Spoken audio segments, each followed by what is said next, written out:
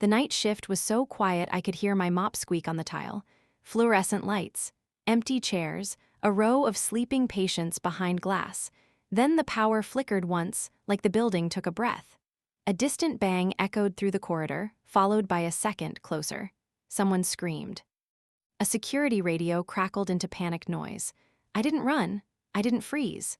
I slid my cart into the hallway like a barricade, eyes scanning exits the way I'd been trained somewhere else.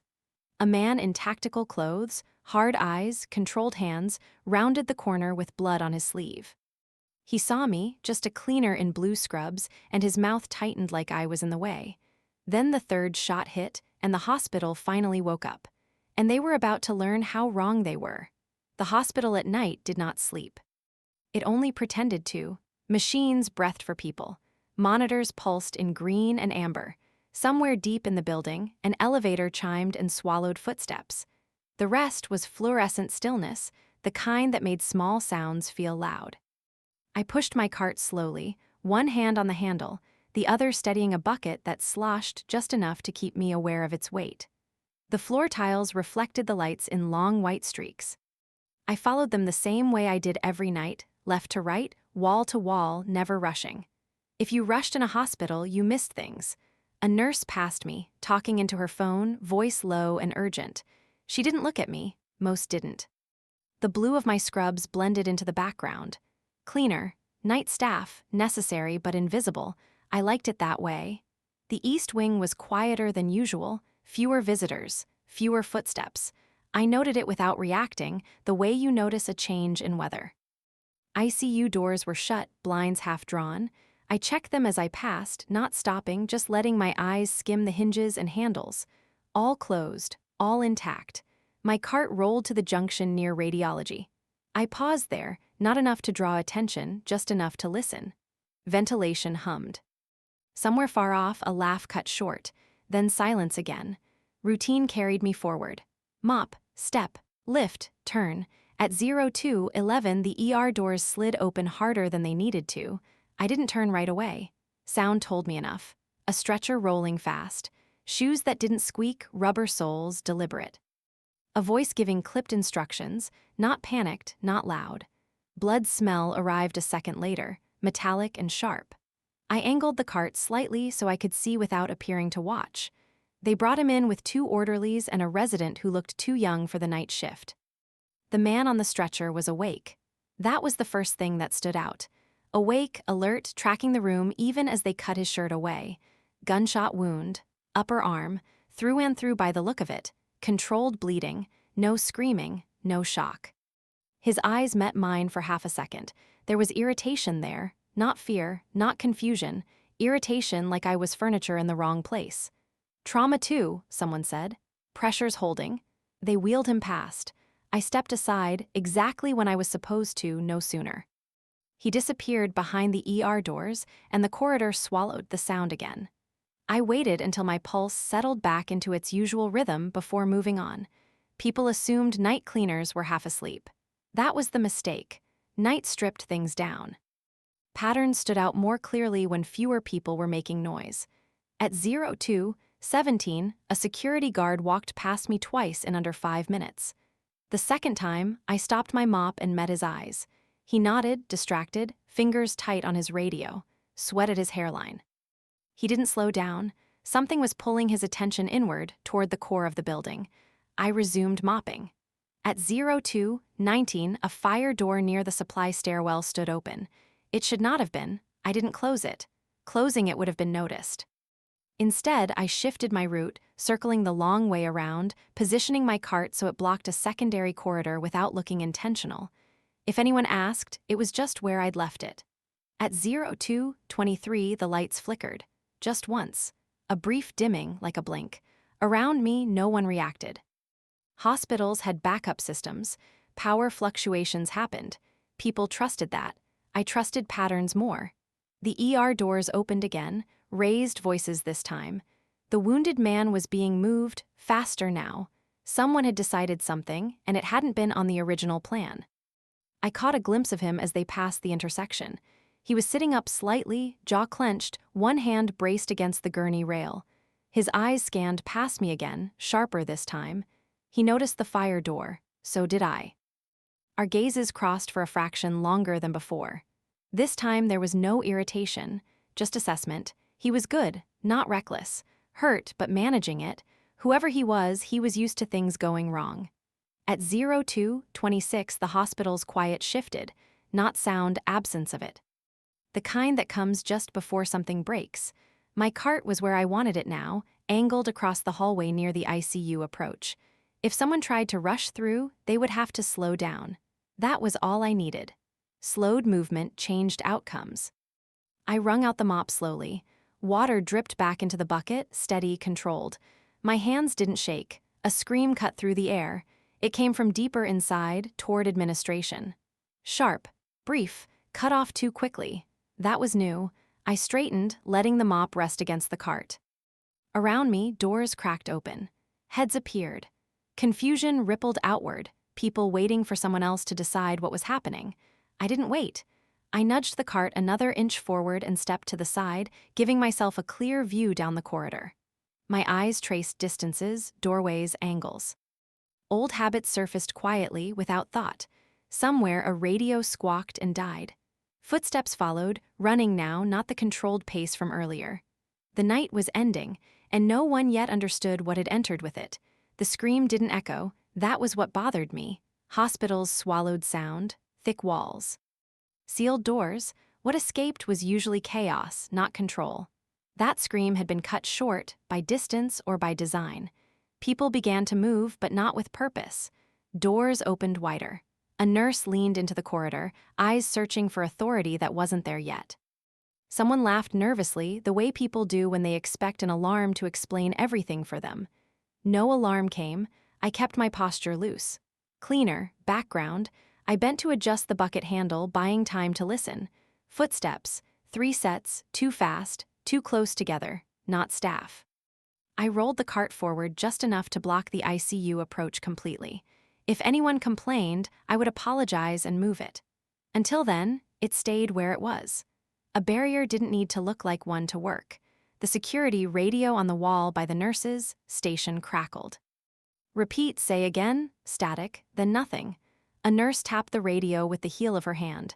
That thing's useless, she muttered, already turning away.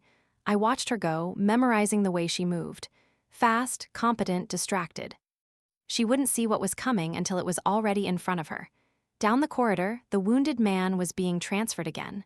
Not toward surgery, toward a restricted wing that only looked quiet because it was built to be. Fewer entrances, fewer windows, better for control. He noticed the cart now. He slowed as they wheeled him past, eyes flicking from the blocked hallway to my hands to my face. I kept my gaze down, focused on the floor like I belonged there. "Can we clear this?" the resident asked, irritation creeping into his voice.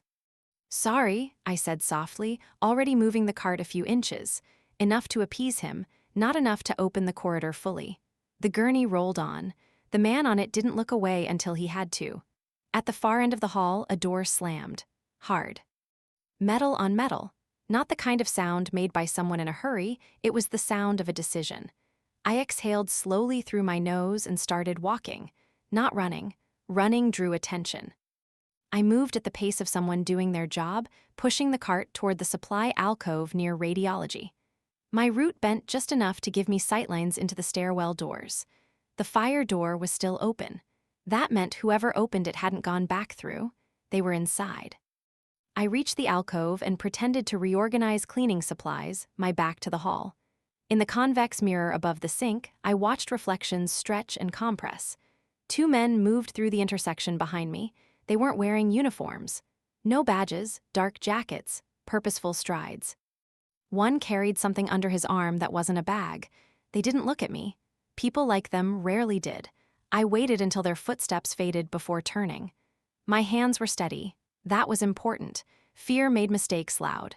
At 02:34, the lights flickered again. This time, someone swore out loud. I stopped walking and placed the cart against the wall, tucking it into a recess where it wouldn't draw attention. My eyes moved over exit signs, door frames, floor scuffs, small markers that told me how often a space was used and by whom. The service corridor near administration was quiet now. Too quiet. Whatever had caused the scream had already moved on. A security guard appeared at the end of the hall, jogging toward me. His face was pale. His radio was clenched so tightly his knuckles had gone white. "Did you see anyone come through here?" he asked. I met his eyes, let confusion show. "Just staff," I said, "and a patient." He hesitated. Authority looked for certainty, and I wasn't giving him any. After a second, he nodded and moved past, accelerating as he went. He was going the wrong way. I watched him disappear, then turned and pushed the cart back toward ICU. Not fast, just persistent. The hospital was fragmenting now, people moving without coordination. Security chasing sound instead of controlling space. Doctors focused inward on their rooms, their patients. No one was looking at the building as a whole. I reached the junction again and stopped. A nurse was crouched by a patient's room, whispering urgently to someone inside. Her hands shook as she spoke. She kept glancing down the hall. "Lock the door," I said quietly. She startled. "What? Lock it," I repeated, still calm, "and stay away from the glass." She stared at me for half a second, then did it. The lock clicked. The blinds came down. I moved on before she could ask why. At the far end of the corridor, a shadow crossed under the emergency lights. Deliberate. Controlled. Someone testing distance. I angled my body, giving myself a clearer view while keeping my face neutral. The wounded man appeared again, this time walking, one arm bandaged tight. He had slipped off the gurney. No one had stopped him yet. He saw me immediately. "You," he said, voice low, not angry, focused. "You need to get out of this wing." I shook my head once. Small, non-confrontational. "Why?" he asked. Because if I moved, the corridor opened. Because if I left, no one would hold this space. Because he wasn't wrong, but neither was I instead, I asked, "How many entrances do you think they've already covered?" He stared at me, not like I was in the way anymore. Like I'd asked the wrong question for the role he thought I had. Before he could answer, a sharp crack split the air. Not close, not far, close enough. The early signs were over. Whatever had entered the hospital was done testing. It was moving. The crack echoed once, then folded into the building like it belonged there. Gunfire in a hospital didn't sound the way people imagined. It wasn't loud in the open sense. It was compressed, sharp, contained by walls that had been designed to keep noise in. The sound bounced, lost direction, and made distance hard to judge. People froze. That was the first real danger, not the weapon, but the pause that followed it. Nurses stopped mid-step. A doctor leaned out of a doorway instead of staying behind it. Someone shouted a name. The wounded man moved before the echo died. He grabbed my elbow and pulled me back toward the wall, not hard, not gentle, efficient. His grip was strong despite the injury. He angled his body automatically between me and the open corridor. "Stay behind me," he said. I didn't. I stepped sideways instead, breaking his line without resisting it. Cleaner's reflex. Not defiance, just positioning. Another shot followed, this one closer. A scream answered it, longer this time, uncut, full of air and panic. That scream ran through the hospital like a wire. Doors slammed. Alarms finally began to stutter awake, half-seconds late and badly coordinated. Somewhere overhead, a voice crackled through the PA system, words tumbling over each other without instruction. Code, stand by, security, too much information. No direction. The men came into view at the far end of the corridor. Two of them at first, dark clothing, faces uncovered, weapons low but ready. They moved with intention, not scanning wildly, not rushing. This wasn't random violence. It was controlled entry. They were clearing space. One fired into the ceiling, not to hit anyone, but to herd. The effect was immediate. People dropped, crawled, pressed flat against walls and door frames. The men advanced through the reaction they'd created. I felt the shift in the wounded man beside me, the tightening in his shoulders, the calculation. He was measuring angles, distance, options. He wasn't panicking, but he was wounded and he knew it. "Get behind that door," he said again, nodding toward a supply room. "No," I said. He turned fully to me then, frustration breaking through his restraint. "They're not here for you." I didn't answer that either. Instead, I stepped forward, into the open space of the corridor, just enough to be seen. "Down," I said to the nurse nearest me. Now, she didn't question it. She dropped flat behind a crash cart, hands over her head. The wounded man stared at me like I'd spoken the wrong language. The intruders saw me. A woman in blue scrubs, a mop cart. No threat. They kept moving. I reached the fire door and pulled it closed halfway, not enough to lock it, just enough to narrow the corridor. Sound changed immediately. Their footsteps sounded heavier now, boxed in. One of the men noticed. He slowed. "Hey," he called. His voice was calm, almost polite. "Move out of the way." I didn't look at him. I bent, slowly, deliberately, and tipped my cart onto its side. The bucket spilled, water fanning across the tile. The mop slid free and came to rest against the wall. The cart itself blocked the center of the corridor now, forcing a choice: step over or go around. Small delays mattered. The wounded man understood that. He swore quietly under his breath and pulled a nurse backward into a room, slamming the door behind her. He moved faster now, less concerned with being seen. The men advanced again. One fired low this time, shattering a wall-mounted hand sanitizer unit. Alcohol mist bloomed into the air, sharp and stinging. That was when I smelled smoke, not from the shots but from something else. A secondary device, not an explosion, just heat. They were trying to force evacuation. Panic, movement. They wanted their target flushed out. "Who are you here for?" The wounded man demanded, his voice cutting through the chaos. The nearest intruder glanced at him and smiled faintly. "Not you," he said. That was confirmation. The wounded man shifted his stance, angling toward the intruders, away from the rooms behind him. He was preparing to draw fire. To sacrifice position for people he didn't know, I stepped between him and the corridor. "Don't," I said. He grabbed my shoulder. "You don't understand?" "I do," I cut in, still quiet. "And you're bleeding." Another shot cracked, closer now. The men were testing resistance. I crouched and grabbed the mop handle, snapping it cleanly against the edge of the cart. The wood split where I expected it to. My grip didn't slip. The wounded man noticed that too. "You planned that," he said. I didn't answer. Instead, I wedged the broken handle through the fire door's crash bar, jamming it just enough to resist being forced open quickly. Not permanent, just resistant. The men reached the obstruction. One kicked the cart aside. It slid, scraping loudly. The water made footing unstable. The man swore and adjusted. The delay was seconds. Seconds were everything. From deeper in the hospital, more gunfire answered, short bursts, not wild, controlled. Another team. This wasn't a single breach. It was a coordinated sweep. The wounded man's jaw tightened. "They're splitting the building." "Yes," I said, "and they're narrowing toward one wing." "Which one?" I looked toward the restricted corridor where he'd been headed earlier. The one with fewer doors, fewer witnesses. "The one you were moved to," I said. He went still. "They know," he said quietly. "They know something," I corrected. The fire door shuddered as the intruders hit it together. The crash bar bent inward. Not enough. Not yet. Behind us, patients cried. Nurses whispered prayers. Someone sobbed openly. The hospital had crossed the line from confusion into fear.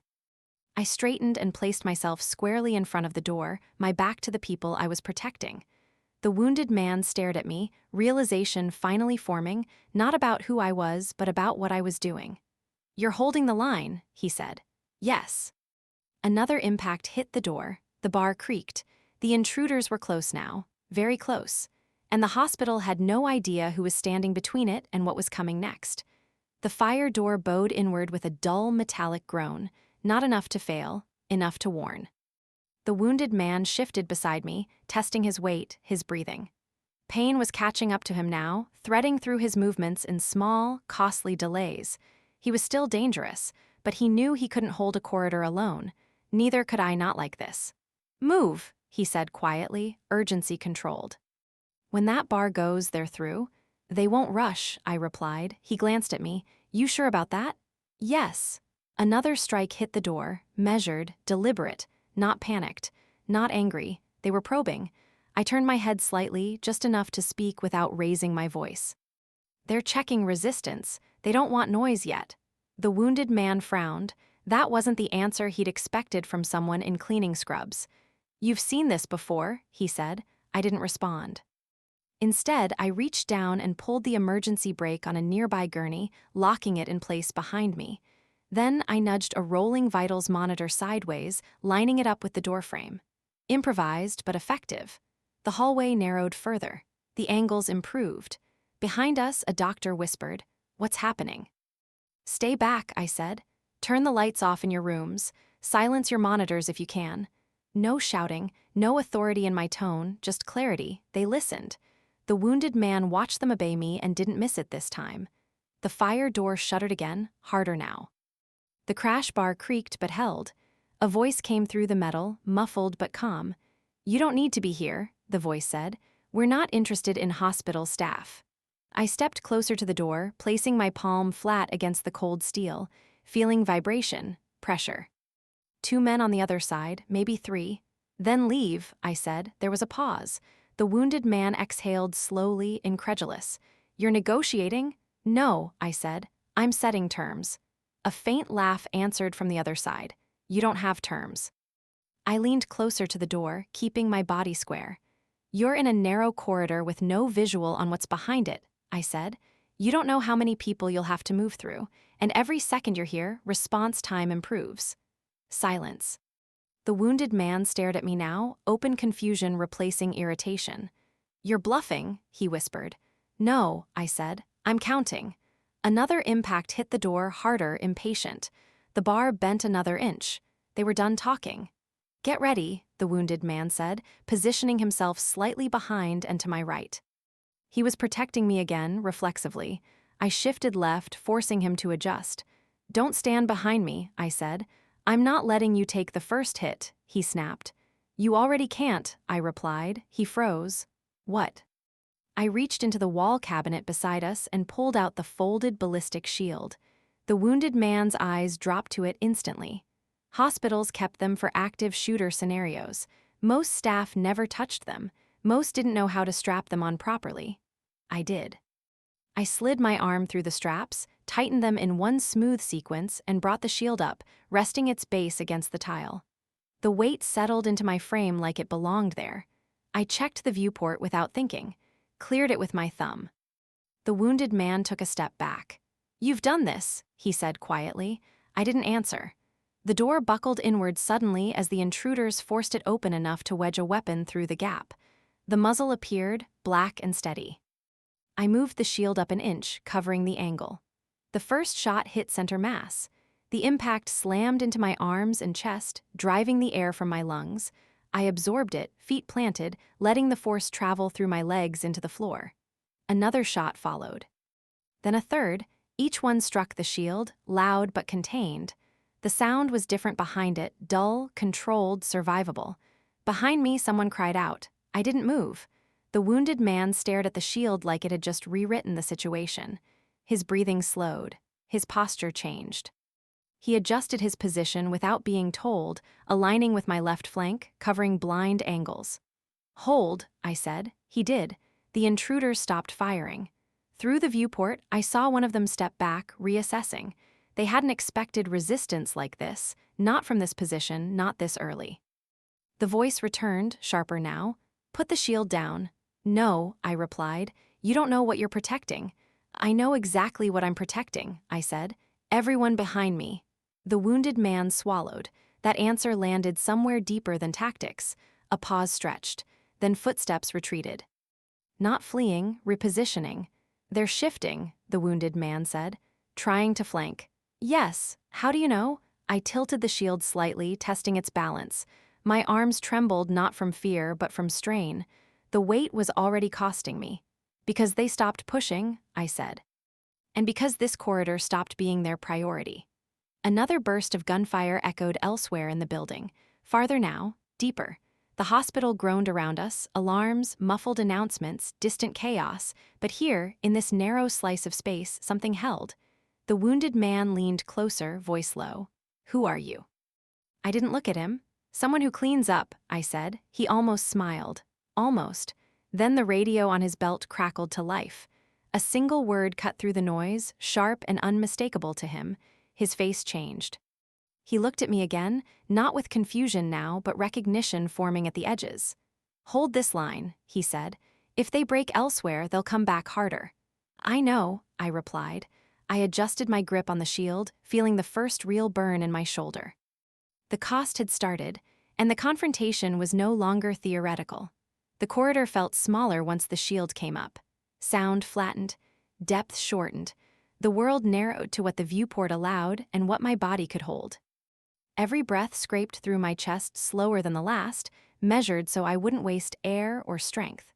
The wounded man shifted closer to the wall behind me. He kept his injured arm tight to his body, compensating without comment. His free hand hovered near the weapon he hadn't drawn yet. He was waiting for a moment, not an order.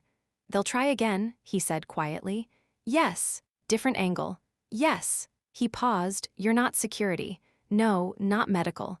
No." Another pause, longer this time. He didn't ask the next question. He didn't need the answer yet. The corridor lights dimmed suddenly, emergency power kicking in. Red strips along the floor came alive, bleeding color across the tile. Shadows deepened. The shield caught the glow and reflected it back, dull and heavy. Good. Lower light favored containment. Behind us, I heard doors closing, soft, controlled. Nurses and doctors moving patients the way I de-asked. Not evacuating, relocating. Someone trusted me now. The first footstep came from the left stairwell. Soft, careful. I shifted the shield a fraction of an inch, covering the angle without revealing the movement. The muscles in my forearms tightened. The strain spread upward, into my shoulder, then lodged there like a stone. The wounded man noticed. "You can't hold that forever." "I don't need forever." A shadow crossed the edge of the viewport, then withdrew, testing again. "They're mapping you," he said. "Yes." Another shape appeared, this time higher. Someone leaning out, trying to get an angle on my head. I raised the shield instinctively, exposing my legs for half a second. A mistake. A shot cracked and shattered tile near my feet. Shards bit into my calf, not deep. Enough to sting, enough to warn. I lowered the shield back into position immediately, correcting my angle. No wasted motion, no reaction. The wounded man inhaled sharply. "You're hurt." "Later," I said. He studied me for a second longer, then made a decision. He stepped out of cover just enough to be seen, his bandaged arm visible, his posture controlled. "Your man's not here," he called out. "He's already moved." Silence answered. He kept his voice steady. "You're wasting time." I didn't look at him, but I felt the shift. He wasn't improvising. He was drawing attention away from me. A tactical courtesy. Movement erupted to the right, fast this time. An intruder broke from cover, weapon up, trying to overwhelm with speed. I braced. The impact came hard, body weight slamming into the shield, followed by a shot at near point-blank range. The force drove me back half a step before I locked my stance again. My shoulder screamed. I bit down and held. The intruder cursed and fell back, shocked more than injured. He hadn't expected the shield to absorb both momentum and fire. The wounded man moved immediately, one clean strike to the attacker's wrist, disarming without flare, then retreating back behind me before a second shooter could adjust. He didn't chase. Neither did I containment. "They'll adapt," he said. "They already are." Another burst of gunfire echoed from deeper inside the hospital. Closer now. The intruders were pushing toward their objective again, trying to bypass this corridor instead of forcing it. That was the problem. Holding one line meant nothing if the rest of the building collapsed. "We need to shift," he said. "They're not committing here." I shook my head. "If we move, they take this space." "And if we don't," he countered, "they reach their target." I weighed it. Seconds stretched. Pain sharpened my focus. Then I nodded. "We rotate." His eyes flicked to the shield. "You can't move fast with that." "I don't have to." I stepped back, slowly, deliberately, retreating toward the security office 20 feet behind us. The wounded man mirrored my movement, covering my flank. We moved as a unit, controlled, never exposing more than necessary. Inside the security office, the door slammed shut behind us. For the first time in minutes, the pressure on the shield eased. I lowered it carefully, letting it rest against the desk. My arm trembled violently now. The pain surged, hot and deep. The wounded man reached for me automatically, steadying the shield before it could tip. He stopped when his hand touched the strap. "You know how to wear this," he said. "Yes." "You knew where it was." "Yes." "You knew the corridor geometry." Yes. He looked at me fully now. You're not just reacting. No. He exhaled slowly, something between relief and disbelief. Then we've been underestimating you. I met his eyes for the first time since the shield came up. Yes, I said. The radio on the desk crackled to life clearer now. Law enforcement frequencies bleeding through, units mobilizing, time compressing, but not fast enough. They'll make one more push, he said. Harder. Yes. He glanced at my shoulder. You're paying for this. Yes. Another explosion of sound rocked the building, not an explosion, but a door being breached somewhere nearby. Shouting followed, commands. Panic. The intruders were close again. I lifted the shield. The weight felt heavier now. My shoulder protested violently. I adjusted my grip, changing the load path, minimizing damage. It would hold for a while. The wounded man stepped into position beside me without being asked. What happens if you go down? He asked. I didn't answer right away. Then you hold the line. He nodded once. No promises, no speeches, just acceptance. We opened the door together. The corridor waited, narrow, red-lit, scarred by bullet impacts and spilled water. I stepped forward and brought the shield up again. The line reformed. And this time, the intruders knew exactly what they were facing. The corridor had become a boundary, not a passage, an edge. Everything on one side was still hospital.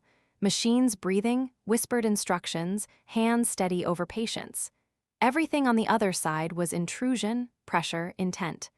I stepped back into position and planted my feet. The shield rose with me, heavier now, the weight biting deeper into my shoulder.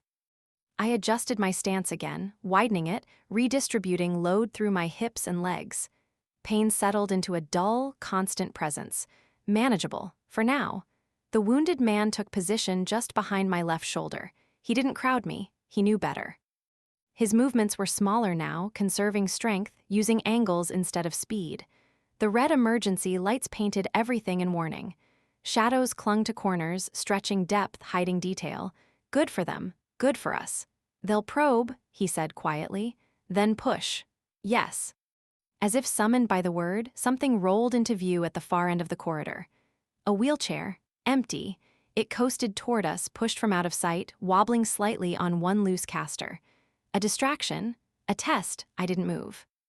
The wheelchair struck the fallen mop handle and tipped sideways, clattering loudly.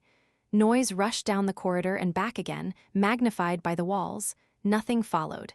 They're gauging reaction, the wounded man murmured. Yes. I shifted the shield an inch higher, closing the gap over my collarbone. The pain spiked briefly, then stabilized. I kept my breathing shallow and even. Movement flickered in the far shadows. A nurse behind me whispered, "Please." I didn't turn. "Stay where you are," I said. "Don't run."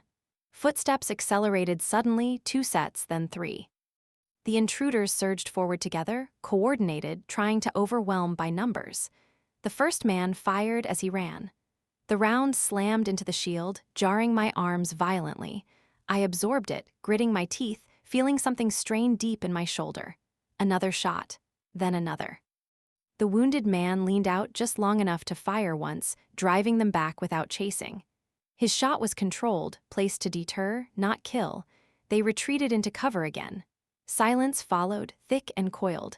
My arms trembled now, micro-movements I had to consciously suppress. Fatigue was creeping in, slow but inevitable. "You're losing strength," he said softly. "I know. Then we need to shorten this. We need to hold longer." Another pause. He was weighing something. I could feel it. "They're going to use civilians," he said. "Hostages. They already are elsewhere." "Yes, they'll push them down this corridor." "Yes," he swore under his breath. "That changes things. It always does." A voice echoed from the far end, one of the intruders, shouting now, loud enough to carry. "Hospital staff. Come out with your hands up." No one moved. Behind me, fear pressed closer. I could feel people shifting, wanting to obey just to make it stop. I spoke without raising my voice. "Don't answer them, don't move." A man cried out somewhere to the right, not injured.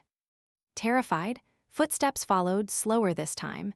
The intruders emerged again, this time with someone in front of them, a security guard. His hands were zip-tied behind his back. Blood ran down his forehead into his eyes. He stumbled as they shoved him forward. "Lower the shield," one of the intruders called. or he dies. The wounded man went still. This was the line. I tightened my grip on the shield, then lowered it just enough to show my face through the viewport clearly. "Stop," I said. They did, not out of fear, out of curiosity. "You don't need him," I continued. "He can't get you what you want." "Move," the intruder snapped. "No," the wounded man leaned close, voice barely audible. "If they shoot him—" "They won't," I said. "How do you know?" "Because they haven't yet." I raised the shield back into full position and stepped forward one slow pace. The intruder with the hostage hesitated. The shield erased his leverage. He could kill the guard, but he would gain nothing. "You're trapped," I said calmly. "And you know it. You think police will save you." The intruder barked. "No," I replied. "I think time will beat you." A beat passed. Then the intruder shoved the guard forward and released him. The guard collapsed, sobbing, scrambling backward toward us. The wounded man dragged him out of the corridor and into safety without breaking formation. The intruders pulled back again. The corridor held. My vision blurred briefly as pain flared in my shoulder. I blinked it away. The shield wavered for half a second before I corrected. The wounded man noticed. "Can you still stand?" he asked. "Yes." "Can you still think?" "Yes, then don't move." Another crash echoed from the building, this time followed by clear, authoritative shouts. Law enforcement. Close now. The intruders knew it too. Footsteps retreated rapidly, no longer controlled. Their patience had run out. I held the shield until the sounds faded completely. Only then did I let myself lean slightly into it, breathing harder now, the weight finally exacting its full cost. The wounded man exhaled slowly. "You turned a hallway into a fortress." I shook my head. "No, I turned it into a delay." He looked at me again, understanding deepening. "And delays save lives," he said. "Yes." The corridor stayed quiet. For the moment, the silence after retreat was never empty. It hummed with unfinished intention, like breath held just short of release. I kept the shield up even after the footsteps faded, counting heartbeats instead of seconds. Pain pulsed in my shoulder in time with them, hot, insistent, demanding attention I refused to give. Behind me, someone sobbed quietly. Another voice whispered a name. The hospital exhaled, but it didn't relax.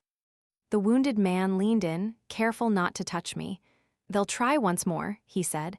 "Different angle, different leverage." "Yes." He nodded. He trusted the answer now. A nurse edged closer, eyes fixed on the shield as if it were a door she could step through. "There's a child," she said. "Transport bed, wrong side of the wing." I didn't turn. "Where?" "Radiology junction, the shorter corridor." That corridor cut across the intruder's last known position. It was narrower than this one, with fewer rooms to retreat into. If they were still inside, and they were, that child was in their path. The wounded man closed his eyes for a moment. When he opened them, his voice was steady.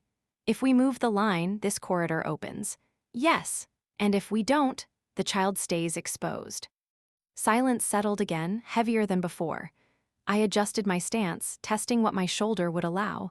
The shield dipped an inch before I corrected. A warning, not a failure. "Give me the distance," I said. He glanced down the hall, then back to me. 20 meters, 2 blind turns. "Light, emergency only. Cover, minimal." I nodded. The calculation ended there. "Hold this," I said, angling the shield toward him. He hesitated. "You can't go without it."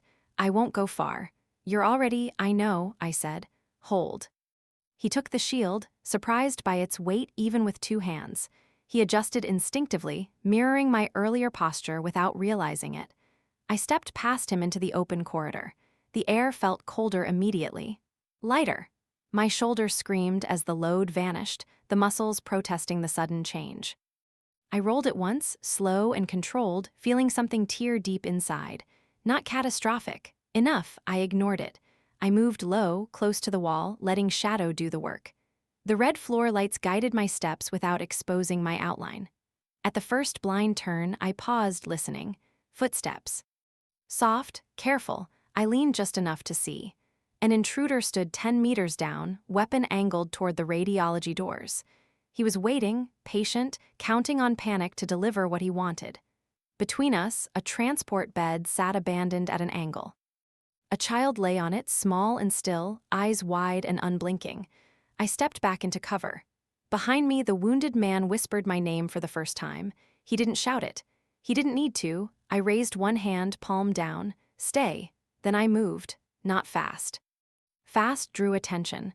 I pushed the transport bed instead, nudging it with my hip so it rolled just enough to squeak. The sound turned the intruder's head. I stepped out at the same moment, hands visible, empty. Easy, I said softly. You don't want this. He raised his weapon. Back up. I kept moving, not toward him, but toward the child, placing myself between them. My body became the shield this time. The wounded man swore behind me, low and furious. Drop, the intruder ordered. No, I said. He hesitated. A fraction. He didn't want a body in the open. Not yet. That hesitation was the cost.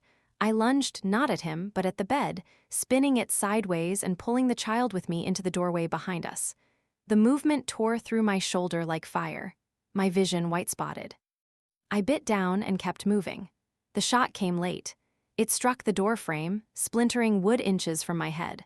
I fell back into the room with the child clutched against my chest, hit the floor hard, and rolled to cover instinctively. The wounded man was there instantly, shield up, sealing the corridor again as the intruder retreated under sudden pressure from approaching sirens. I lay still for a second, counting breaths, making sure the child was breathing. She was. I passed her to a nurse without standing. My shoulder throbbed violently now, the pain no longer containable. I pressed my forearm against it, feeling heat and weakness bloom. The wounded man crouched beside me. That was reckless, he said. Yes, you could have died. Yes. He studied my face, then nodded once. Worth it. Yes. He stood and lifted the shield again, locking the corridor as law enforcement voices grew louder, clearer, closer. I stayed on the floor, back against the wall, breathing shallowly, letting the cost settle fully into my body. The line held, but I had paid for it. The sound changed first, not louder, cleaner. Commands cut through the hospital air with shape and direction now, short phrases, repeated, answered. Boots moved with purpose instead of panic. The building felt the difference immediately, like a muscle remembering how to tense. The intruders felt it too. From the floor, I listened as the wounded man shifted the shield again, bracing it at the corridor's edge. His breathing was heavier now, the cost of blood loss and exertion stacking quietly, but his movements stayed disciplined. They're compressing, he said without looking back at me. Police are pushing from two sides. Yes, that leaves one exit. Yes. I forced myself to stand. The motion sent a sharp flare through my shoulder, bright enough to blur the edges of the room. I leaned into the wall, waited for it to pass, then straightened again. The nurse who had taken the child reached for me, instinctively trying to help. Don't, I said gently. She froze, then nodded. I stepped back into the corridor beside the wounded man, keeping my injured side slightly behind the shield. I didn't take it from him. Not now. He needed the purpose as much as I needed the rest. The intruders reappeared at the far end, two of them this time, moving backward, covering each other as they retreated. Their urgency had changed. Less control, more calculation. They weren't hunting anymore. They were trying to leave. One of them glanced down the branching corridor toward the ICU wing, their original objective. The other shook his head sharply. Too late. Police lights flashed briefly through a distant window, painting the walls blue and white in stuttering bursts. The illusion of invisibility was gone. Stand down, a voice shouted from somewhere beyond the intruders. Drop your weapons, the men hesitated. I stepped forward just enough to be seen past the shield's edge. Don't, I said. One of them looked at me, eyes wide now, not with fear, but with disbelief.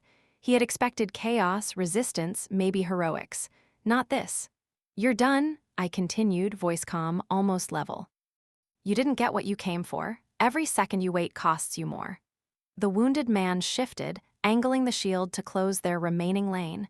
He didn't speak. He didn't need to. The intruders exchanged a glance. Then one made the wrong choice. He fired not at us, but toward the corridor behind us, a desperate attempt to draw attention, to create panic. The sound cracked hard, too loud, too late. Police surged into view from the side corridor, weapons raised, movements sharp and contained. Commands layered over each other, precise and practiced. Drop it, now. The intruder froze, weapon half raised, caught between impulses. I stepped forward again, placing myself squarely in his line of sight. "Put it down," I said quietly. He looked at me, then at the shield, then at the officers closing in from both sides. He dropped the weapon. The second intruder followed a heartbeat later. Hands went up. Knees hit tile. Plastic cuffs snapped closed with efficient finality. The corridor exhaled. Police moved past us, securing, clearing, calling out all clear markers that rolled down the wing in controlled waves. Medics followed close behind, voices low, movements deliberate. The wounded man finally lowered the shield. The sound it made when it touched the floor was heavy. Final. An officer approached, taking in the scene, the barricades, the angles, the improvised delays. His eyes settled on me, then on the wounded man. "You two hold this corridor?" he asked. The wounded man started to answer. I shook my head once. The officer caught it. A small thing. Enough. He nodded and turned away, already speaking into his radio, reporting containment without embellishment. The wounded man looked at me, a question forming. I met his gaze, just for a moment. "Not here," I said. He studied me, then inclined his head slightly, understanding the boundary. Sirens faded outside. The hospital began the slow, careful process of returning to itself, rooms reopening, lights brightening, voices lowering. I leaned back against the wall as the adrenaline drained away, leaving only pain and weight behind. My shoulder throbbed violently now, the injury no longer masked by urgency. A medic approached, eyes professional. "You need to sit." "I am sitting," I replied. He almost smiled, then stopped himself. He examined my shoulder, careful, thorough. The wounded man watched from a few steps away. When the medic finished, he spoke quietly. "You're going to be sore for a long time." "Yes," I said. He nodded, wrote something down, and moved on. The corridor cleared. Only the wounded man and I remained for a moment longer, standing in the red emergency light that was already dimming as normal power returned. "You never told me who you were," he said. "No, but you're not just a cleaner." "No." He accepted that too. "They'll ask questions," he said. "Yes, and you won't answer them." "No." A pause, then, softly, "Thank you." I didn't respond. I picked up my fallen mop handle from where it lay against the wall, snapped end splintered and useless now. I set it aside neatly, where it wouldn't trip anyone. Then I turned back toward the supply closet. There was still work to do. Morning arrived without ceremony. No sunrise through windows, no announcement, just a subtle shift in the building's rhythm. The emergency lights dimmed. Fluorescent white returned, harsher and flatter, stripping the corridor of drama and leaving only scuffed tile, chipped paint, and the faint smell of disinfectant layered over smoke. The hospital looked ordinary again. That was the most unsettling part. Police moved through the wing in pairs, voices low, checking doors already checked, confirming what everyone could see with their own eyes, that the threat was gone. A supervisor spoke quietly to administrators near the nurses' station, fingers tracing a clipboard. No one raised their voice. There was no victory in their posture, just relief and the dull weight that followed it. I sat on an overturned bucket in the supply closet, my back against the wall. My shoulder had stiffened into something heavy and unreliable. Every movement sent a dull ache down my arm, deeper now, settled. I had wrapped it myself with elastic from the medical cart, tight enough to support, loose enough to keep circulation. It would hold. A janitorial supervisor stepped into the doorway, hesitated, then cleared his throat. "They're asking for statements," he said. "Security, police, they want everyone who was on this wing." "I was working," I replied. He nodded, relieved. That answer fit the shape he needed. "Okay, I'll tell them." He left without another word. The wounded man found me minutes later. He had been treated properly now, fresh bandage, IV taped in place, posture looser despite the fatigue etched into his face. He stood in the doorway without blocking it, careful to keep the space neutral. "They cleared the building," he said. "Yes. They're calling it a targeted breach," he continued. "Not random, not public." "Yes." He studied me in the flat morning light. Without shadows, without urgency, I looked like what I was supposed to look like, another night worker who had stayed too long on shift. "They asked me how the corridor held," he said. I told them it was contained early. I waited. They asked who did it. I met his eyes briefly, then looked away. He nodded once. I told them I didn't see. The words settled between us, quiet and final. Outside the closet, a nurse laughed softly, too loudly, the way people did after surviving something they hadn't expected to. A stretcher rolled past. Someone spilled coffee and swore under their breath. Life reasserted itself in pieces. You know they'll review footage, he said. Yes, and they'll see you. Yes, they'll have questions. Yes, he paused, and you still won't answer them. No, a long silence followed, not awkward, not heavy, just real. You held a line most people wouldn't even see, he said finally. You didn't chase, you didn't escalate, you just stayed. Yes, that takes discipline, he said, and experience. I didn't respond. He reached into his pocket and pulled out a small patch, fabric, worn at the edges, no insignia anyone else would recognize. He turned it over in his hand once, then held it out to me. I didn't take it. He didn't insist. Instead, he tucked it back into his pocket. Fair enough. A police officer appeared at the end of the hall, scanning the wing. His eyes flicked briefly toward the supply closet, then away again. He had been told enough. The wounded man shifted his weight, wincing slightly. They're moving me upstairs for observation. Yes, he hesitated. If we meet again, we won't, I said. He smiled faintly. Not disappointment, understanding. Then take care, he said. You too. He turned and walked away, blending back into the hospital traffic, becoming just another patient again. I waited until the hallway cleared before standing. The first step hurt. The second was worse. By the third, my body adjusted, finding a new balance around the injury. I moved slowly, deliberately, pushing my cart back into the corridor as if nothing had interrupted my shift.